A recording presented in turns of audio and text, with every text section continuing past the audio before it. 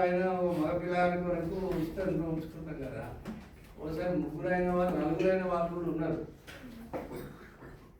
కానీ వాళ్ళు ప్రార్థన చేసేది మేము కొద్ది రోజుల నుంచే ఎక్కువ ప్రార్థన చేసినాం. దేవా బిడ్డలు మరి ఆశపడ్డరు కదా, ఆశపడ్డ ప్రాణం తృప్తిపరచాలయ్యా. తప్పనిసరిగా ఒక అబ్బాయిని ఇవ్వండి. ఇద్దరు అమ్మాయిలు వచ్చింది కదా, మరి మళ్ళీ అమ్మాయిని ఇస్తే వాళ్ళు చాలా విశ్వాసంలో మీరు బలపరచాలి. తప్పనిసరిగా వారి ప్రార్థన మా ప్రార్థన వారికి సాయం చేయాలని ప్రార్థన చేస్తున్నాం.